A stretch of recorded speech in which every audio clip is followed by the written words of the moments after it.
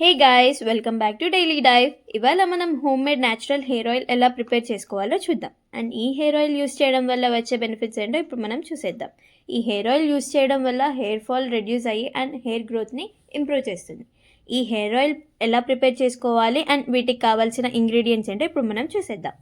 First curry leaves, amla, onions, మెంతులు, flax seeds, garlic and coconut oil. First stove మీద pan పెట్టి coconut oil వేసుకొని heat అయినాక onion, amla, మెంతులు, ఫ్లాక్స్ సీడ్స్ అవన్నీ యాడ్ చేసుకుని 2 minutes ఫ్రై అయినాక కర్రీ లీవ్స్ వేసి కలిపి గార్లిక్ కూడా యాడ్ చేయండి.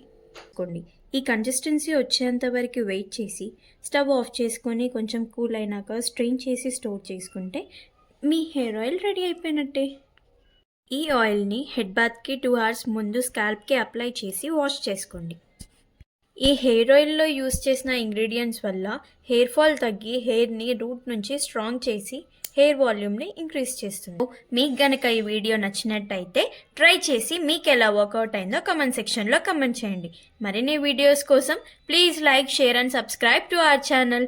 Thanks for watching.